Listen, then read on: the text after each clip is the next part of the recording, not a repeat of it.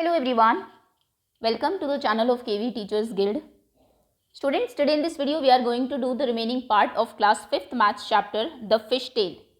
ये चैप्टर के कुछ टॉपिक स्टार्टिंग के हम लोग प्रीवियस वीडियो में कवर कर चुके हैं. होपफुली वो वीडियो आप सबने देख ली होगी, टॉपिक आपको समझ में आ गया होगा. अब जो रिमेनिंग चैप्टर है वो हम इस वीडियो में कवर करेंगे. तो चलिए स्टार्ट करते हैं. Our next topic is fisherman in their boats. Fisherman बोलते हैं हम a person who catches fish. एक पर्सन, एक आदमी जो कि फ़िश कैच करता है एज अ जॉब, उसका जॉब ही यही है. तो यहाँ पर कुछ फिशरमैन के बारे में हम लोग पढ़ने वाले हैं. How many of you have seen the sea. पहले तो आप ही के लिए क्वेश्चन है, कितने बच्चों में से आपने सी देखा है. अगर आपने देखा आप येस लिखेंगे, yes I have seen, otherwise no भी लिख सकते हैं. Where did you see it. आपने कहाँ देखा है, मूवी में या फिर रियल में. अगर आपने कभी रियल में नहीं देखा, सिर्फ मूवी में टीवी में देखा है तो आप वो लिख सकते हैं. या फिर अगर आपने रियल में सी देखा है तो आप इन रियल भी लिख सकते हैं. How deep do you think the sea could be. Find out.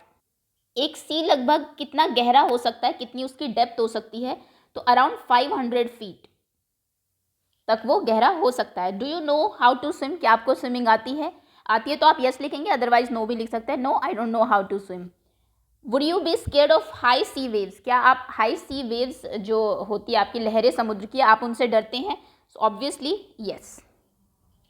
Next, close your eyes and imagine the sea with the wave rising high. अब अपनी आंखें बंद कर लीजिए और सोचिए कि जो समुद्र है उसकी जो सी है उसमें काफ़ी हाई वेव्स हैं. How high do you think the waves could go. आपको क्या लगता है कि जो वेव्स है वो लगभग कितनी हाई जा सकती है. तो अराउंड आई थिंक 45 मीटर तक वो जा सकती है. Waves can go more than 45 metres. Okay, next, imagine that there are fisherman in their boats. सोचिए कि कुछ फिशरमैन हैं अपनी बोट में, going up and down with the waves. आप जानते हैं फिशरमैन की जो बोट होती है वो वेव्स के साथ ही ऊपर नीचे जाती है. They start their trip when it is still dark. उन्होंने अपनी ट्रिप स्टार्ट की जबकि अभी तक अंधेरा ही था, मतलब अर्ली इन द मॉर्निंग उन्होंने शुरू की अपनी trip. Some go on simple boat made from logs of wood tied together. कुछ जो फिशरमैन हैं जो अफोर्ड नहीं कर सकते, उनकी बोट सिंपल होती है. कुछ लॉग्स वो लेते हैं, लकड़ी के बड़े बड़े लट्ठे लेते हैं, जैसे आपको यहाँ पर पिक्चर में दिख भी रहा होगा.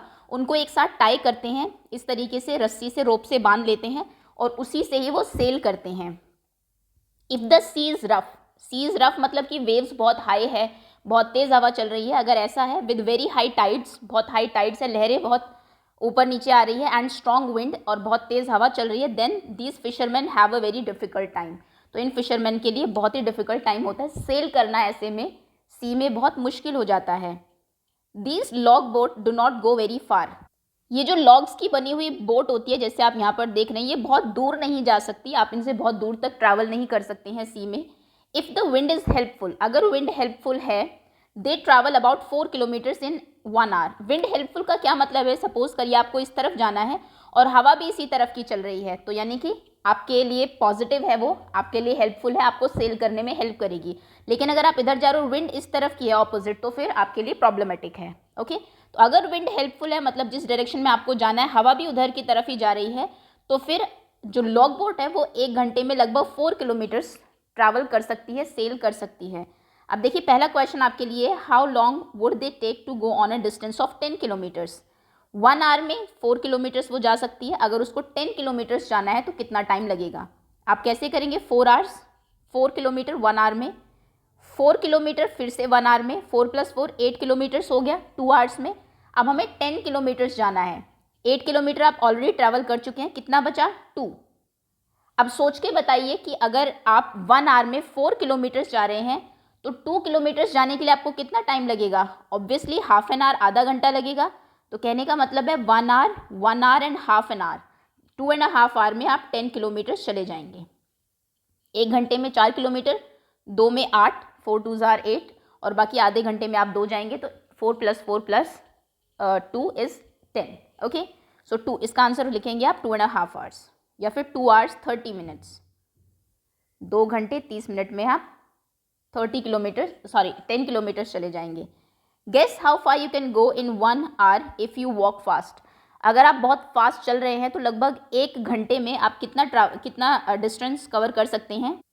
तो आई थिंक 4 to 5 किलोमीटर्स आप जा सकते हैं 1 आवर की अगर हम बात करें, अगर आप फास्ट चलते रहे, रुके ना बीच में। सो 5 किलोमीटर्स अप्रॉक्स। और देखिए बोट कितना जा रही है, सिर्फ 4 किलोमीटर्स। तो कहने का मतलब है आपके पैदल चलने से भी धीरे वो बोट चलती है, इतना स्लो ये जाती है क्योंकि ये हवा की उसी से ही जो है वो सेल करती है। Next, fisherman can feel the wind and look at the sun to find out which way to go. Fisherman जो है पहले विंड को फील करते हैं, सुबह वो जाएंगे सी शोर पे, समुद्र के किनारे, देखेंगे कि हवा किधर की है, उसके बाद सन को देखेंगे और सोचेंगे कि किस तरफ उनको जाना है, जिधर फेवर में होगा जाना उधर ही वो फिर सेल करते हैं। Many of us would get lost and not be able to find our way on the sea where you only see water. Sea जैसे कि आप जानते हैं एक वास्ट, बहुत ही वास्ट सी जो है वाटर बॉडी है। अगर आपको सी के बीच में छोड़ दिया जाए तो चारों तरफ आपको सिर्फ पानी ही दिखाई देगा, you can only see water, आपको सिर्फ पानी दिखाई दे रहा है, तो आप डेफिनेटली क्या हो जाएंगे, वहाँ पर गुम हो जाएंगे, not be able to find out your way, और अपना रास्ता आपको पता करने में बहुत मुश्किल होगी। And nothing else, water and nothing else, चारों तरफ आपको जब आप सी में होते हैं, समुद्र में होते हैं, सिर्फ और सिर्फ पानी ही दिखाई देता है और कुछ नहीं। फाइंड आउट, अब आपके लिए पता करने वाली चीज़ है, लुक एट द सन, सूरज को देखिए, and find out the direction from where it rise, और बताइए कि सूरज किस तरफ से राइज करता है। सो ये तो बहुत ईजी है, the sun rises from east, इसका आंसर है ये। Name 2 things that are lying to your west, 2 चीज़ों के नाम लिखिए जो कि आपकी वेस्ट में है। एक सेकेंड, इस बच्चे को देखना है यहाँ पर आपको, ये आप है क्योंकि सन इधर से राइज हो रहा है, मतलब ये ईस्ट है। वेस्ट आप जानते हैं ईस्ट के ऑपोजिट डायरेक्शन वेस्ट है, तो मतलब ये वेस्ट है। वेस्ट में कौन सी 2 चीज़ें हैं यहाँ पर, वेस्ट में है हट, ट्री एंड अ बॉय, और ये क्या है, ये क्लियर पिक्चर नहीं है कुछ, तो आप हट और ट्री लिख दीजिए क्योंकि 2 ही चीज़ें उसने पूछी है। तो पिक्चर अगर आप देख रहे हैं इस पिक्चर से, तो हट एंड ट्री आपके वेस्ट डायरेक्शन में है। What a catch, out on the sea fisherman look for a place where they hope to find a good catch of fish. जब जो फिशरमैन हैं वो सी में जा रहे हैं तो वो हमेशा कोशिश करते हैं एक ऐसी जगह ढूंढने के लिए जहाँ पे उन्हें गुड कैच ऑफ फिश मिले, मतलब बहुत सारी फिश हो, जाल वो फेंके तो बहुत सारी फिश उसमें नेट में जो है वो पकड़ी जाए। There they spread their nets, वहाँ पर वो अपने नेट को स्प्रेड करते हैं। They will have to wait for many hours for the fish to come in to their nets, और उन्हें कई घंटे वहाँ पर वेट करना पड़ता है जिससे कि फिश जो है वो नेट में कैच हो जाए, जो है वो फंस जाए। Look at the different type of boats, अब आपको अलग अलग टाइप की बोट्स यहाँ पर दिखाई हुई है। सम बोट्स हैव मोटर्स, कुछ बोट्स में मोटर होते हैं, and go further into the sea, और वो सी में बहुत आगे तक, समुद्र में बहुत आगे तक जा सकती है। Since they go far out they can catch more fish, क्योंकि जो मोटर वाली जो बोट्स होती है, मोटर बोट जिन्हें ये कहते होंगे, वो क्योंकि बहुत अंदर तक चली जाती है तो बहुत ज़्यादा फिश वो कैच कर सकते हैं। आप जानते होंगे सी शोर पे, समुद्र सपोज करिए यहाँ से शुरू है तो यहाँ पर आपको कम फिश मिलेगी, लेकिन जैसे जैसे आप अंदर की तरफ जाते जाएंगे वहाँ पर you can get a good catch, वहाँ पर आपको फिश का एक अच्छा जो है वो नंबर ऑफ फिश काफ़ी ज़्यादा मिल सकती है। तो मोटर बोट काफ़ी ज़्यादा फिश कैच कर लेती है। दीज बोट ट्रैवल फास्टर, क्योंकि ये मोटर से चलती है तो फास्टर भी ट्रैवल करती है। या हमारी जो लॉग बोट है आप जानते हो वो सिर्फ हवा से ही चलती है, उसके कंपैरिजन में अगर हम देखें at the speed of about 20 kilometres in an hour. देखिए वो 4 किलोमीटर चल रही थी और जो मोटर बोट है इसकी स्पीड है 1 घंटे में ये 20 किलोमीटर डिस्टेंस कवर कर लेती है। How far would the motor boat go in 3.5 hours, अब आप बताइए 3.5 आवर्स में बोट कितना किलोमीटर जाएगी। 20 किलोमीटर 1 आवर में, पहले 3 आवर्स में निकालिए, इसका आंसर आप लिखेंगे इन 3 आवर्स, इन 1 आवर 1 घंटे में कितना जा रही है 20 किलोमीटर्स, इन 3 आवर्स 3 में कितना जाएगी, 1 का दिया और ज़्यादा का पूछो आप हमेशा मल्टीप्लाई करते हैं, 20 इंटू 6 यानी कि 60 किलोमीटर्स। 60 किलोमीटर्स 3 आवर्स में जाएगी, उसने पूछा है 3.5, हाफ में बताइए, फिर आप लिखेंगे आगे इन हाफ एन आवर, आधे घंटे में कितना जाएगी। अगर 1 घंटे में 20 जा रही है तो हाफ एन आवर में आधे में आधा यानी कि 10 किलोमीटर जाएगी, तो टोटल कितना जाएगी, 3 आवर्स में 60 जा रही थी और हाफ में 10, तो 60 + 10 यानी कि 3.5 में वो 70 किलोमीटर जो है वो जा सकती है। ये इसका आंसर होगा proper. How much time will they take to go 85 kilometres, अगर आपकी बोट को 85 किलोमीटर जाना है तो वो कितना टाइम लेगी अप्रॉक्स। ये थोड़ा सा ट्रिकी क्वेश्चन है, ये देखिए 85 किलोमीटर जाना है, 1 आवर में वो 20 चली जाती है, इन 1 आवर 1 घंटे में वो जाएगी 20, नेक्स्ट 1 आवर में 20, फिर से 20, फिर से 20, 20, 40, 60, 80, 1 आवर, नेक्स्ट 1 घंटे में इतना, फिर 1 घंटे में, फिर 1 घंटे में, यानी कि इन 4 आवर्स 4 आवर्स में कितना जाएगी, 80 kilometres to cover, time taken to cover, time जो वो लेगी 80 किलोमीटर्स को कवर करने में, that is equals to 4 hours, क्योंकि 20 किलोमीटर वो 1 आवर में जाती है, 80 किलोमीटर वो 4 आवर्स में जाएगी। क्वेश्चन में हमसे 85 पूछा है, 80 जाने में 4 आवर लेती है, आप बताइए कि 5 किलोमीटर और उसको आगे जाना है तो वो कितना टाइम लेगी। यहाँ पर आपको थोड़ा सा सोचना पड़ेगा। अगर 20 किलोमीटर्स वो 1 आवर में जा रही है, 1 घंटे में 20 किलोमीटर्स चली जाती है, तो बताइए 5 किलोमीटर्स कितने में जाएगी। ये थोड़ा सा माइंड का क्वेश्चन है अभी।